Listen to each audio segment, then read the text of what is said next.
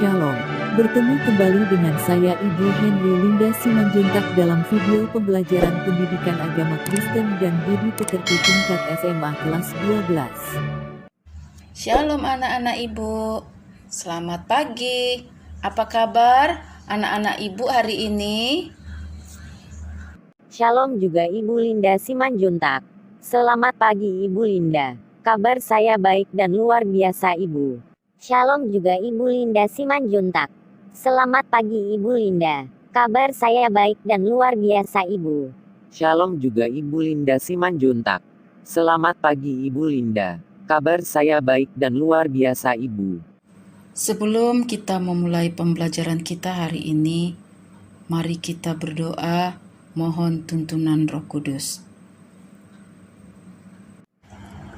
Hari ini kita memasuki bab 9 dengan topik praktik keadilan di Indonesia. Bahan Alkitab dari kitab Injil Matius pasal 20 ayat 1 sampai 16. Indikator dari materi kita hari ini yang pertama, menjelaskan contoh pelaksanaan keadilan di Indonesia. Kedua, memberikan penilaian kritis terhadap kasus pelanggaran keadilan berdasarkan pemahaman terhadap teks Alkitab. Ketiga, mempresentasikan program yang disusun untuk membangkitkan kesadaran remaja akan pentingnya menegakkan keadilan. Mari kita nyanyikan bersama lagu dari Kidung Jemaat nomor 426 dengan judul Kita Harus Membawa Berita. Kita harus membawa berita pada dunia dalam gelap tentang kebenaran dan kasih dan damai yang menetap dan damai yang menetap tak jadi remang pagi dan remang jadi siang terang. Kuasa Kristus kenyatalah ramani dan cemerlang. Kita harus membawa berita Allah itu kasih balas, diberikan putra tunggalnya supaya kita lepas, supaya kita lepas. Gelap jadi remang pagi dan remang jadi siang terang. Kuasa Kristus kenyatalah ramai dan cemerlang. Kita harus membawa berita pada dunia dalam gelap tentang kebenaran dan kasih dan damai yang menetap, dan damai yang menetap. Karena gelap jadi remang pagi dan remang jadi siang terang. Kuasa Kristus kenyatalah ramani dan cemerlang. Silakan anak-anak Ibu membaca kitab Injil Matius pasal 20 ayat 1 sampai 16. Matius pasal 20 ayat 1 sampai 16. Demikianlah firman Tuhan. Adapun hal kerajaan surga sama seperti seorang tuan rumah yang pagi-pagi benar keluar mencari pekerja-pekerja untuk kebun anggurnya. Setelah ia sepakat dengan pekerja-pekerja itu mengenai upah sedinar sehari, ia menyuruh mereka ke kebun anggurnya. Kira-kira pukul 9 pagi, ia keluar pula dan dilihatnya ada lagi orang-orang lain menganggur di pasar. Katanya kepada mereka, Pergi jugalah kamu ke kebun anggurku, dan apa yang pantas akan kuberikan kepadamu, dan mereka pun pergi. Kira-kira pukul 12 dan pukul 3 petang ia keluar pula dan melakukan sama seperti tadi. Kira-kira pukul 5 petang ia keluar lagi dan mendapati orang-orang lain pula. Lalu katanya kepada mereka, "Mengapa kamu menganggur saja di sini sepanjang hari?" Kata mereka kepadanya, "Karena tidak ada orang mengupah kami." Katanya kepada mereka, "Pergi jugalah kamu ke kebun anggurku." Ketika hari malam tuan itu berkata kepada mandurnya, "Panggillah pekerja-pekerja itu dan bayarkan upah mereka, mulai dengan mereka yang masuk terakhir hingga mereka yang masuk terdahulu." Maka datanglah mereka yang mulai bekerja kira-kira pukul 5 dan mereka menerima masing-masing 1 dinar. Kemudian datanglah mereka yang masuk terdahulu, sangkanya akan mendapat lebih banyak, tetapi mereka pun menerima masing-masing 1 dinar juga. Ketika mereka menerimanya, mereka bersungut-sungut kepada tuan itu. Katanya, "Mereka yang masuk terakhir ini hanya bekerja 1 jam dan engkau menyamakan mereka dengan kami yang sehari suntuk bekerja berat dan menanggung panas terik matahari." Tetapi tuan itu menjawab seorang dari mereka, "Saudara, aku tidak berlaku tidak adil terhadap engkau. Bukankah kita telah sepakat sedinar sehari? Ambillah bagianmu dan pergilah. Aku mau memberikan kepada orang yang masuk terakhir ini sama seperti kepadamu. Tidakkah aku bebas mempergunakan milikku menurut kehendak hatiku? Atau iri hatikah engkau karena aku murah hati? Demikianlah orang yang terakhir akan menjadi yang terdahulu, dan yang terdahulu akan menjadi yang terakhir." Anak-anak, bila kita perhatikan dari bacaan Alkitab, Kitab Injil Matius pasal 20 ayat 1 sampai 16, kira-kira bila kamu adalah pekerja yang mulai bekerja pada jam 5 sore, apa yang akan kamu rasakan? Apakah perasaanmu akan berbeda bila kamu mulai bekerja sejak pagi sekali? Mana yang lebih kamu sukai? Bekerja dari pagi hari atau dari sore hari? Jika ternyata upahmu akan sama saja, yaitu sedinar untuk seharian bekerja. Pasti anak-anak kemungkinan besar kamu akan memilih untuk memulai pada jam 5 sore dan selesai jam 6 sore dengan mendapatkan upah sebesar sedinar.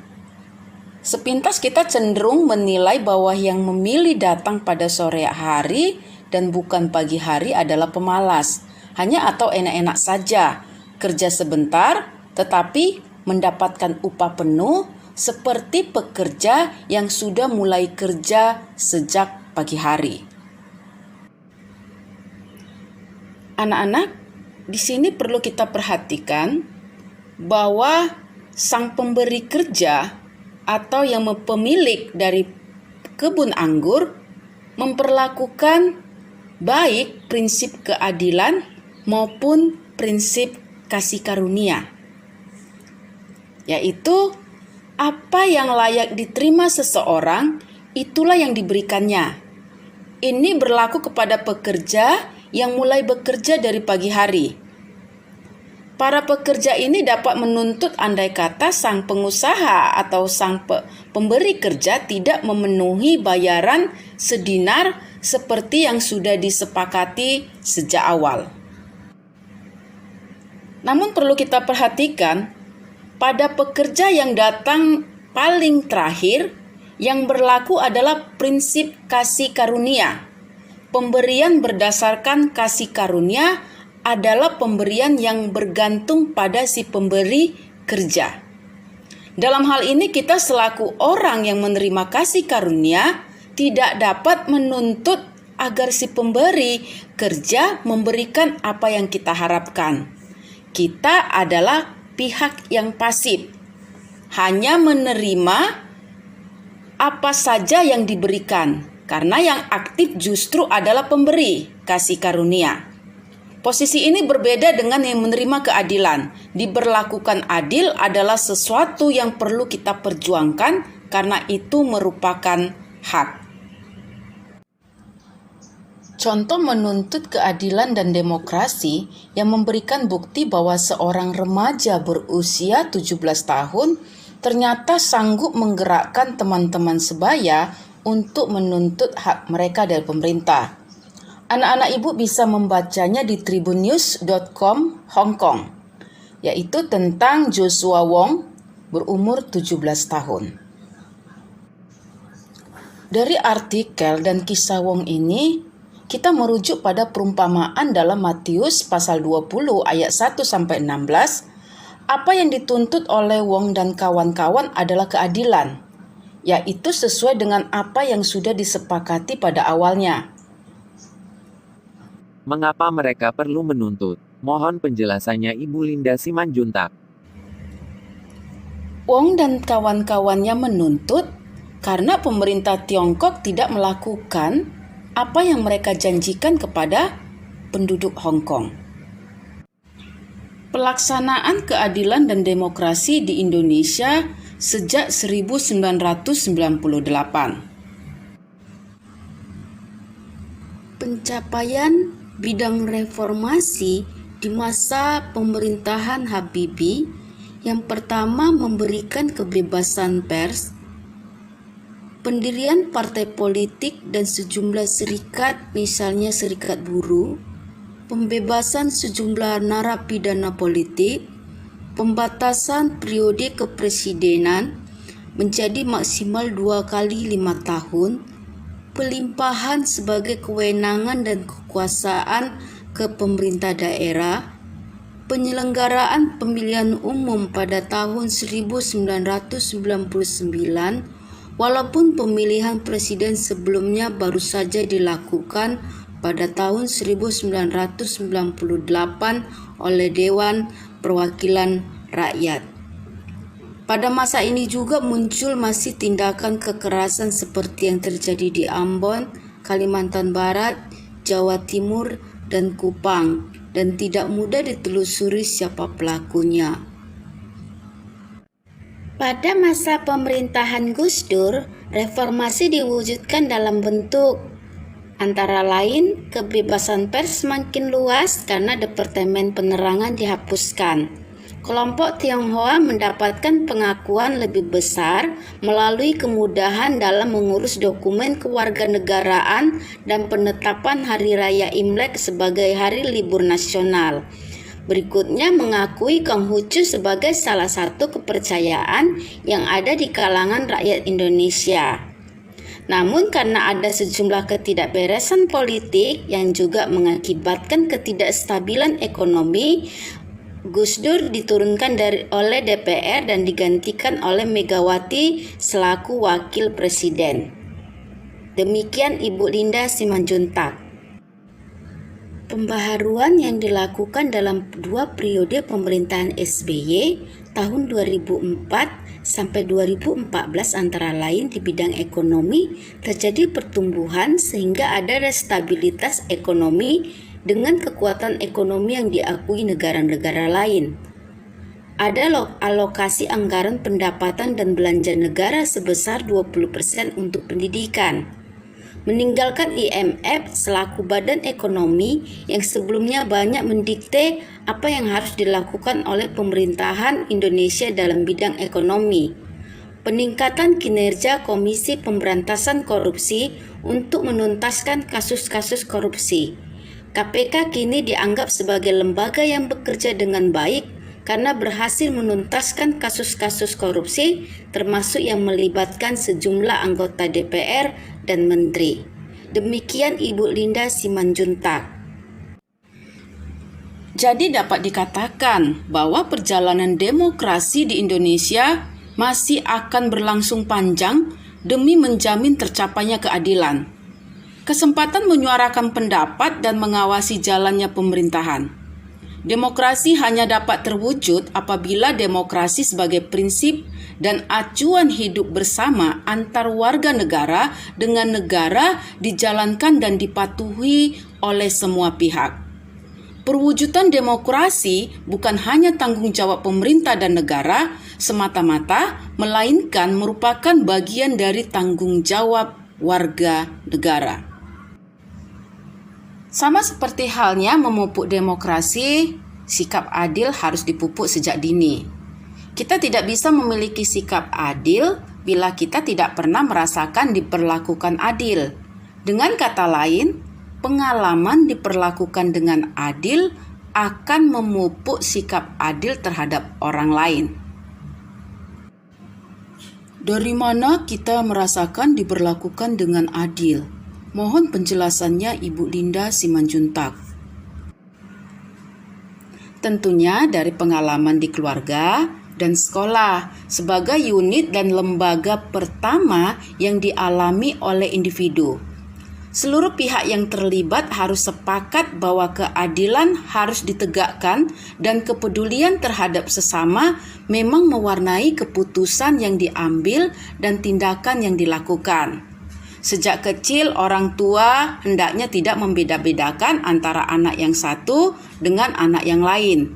Tidak boleh ada anak yang menganggap bahwa dirinya lebih istimewa dari saudara-saudara kandung lainnya, maupun menganggap diri lebih istimewa daripada orang lain.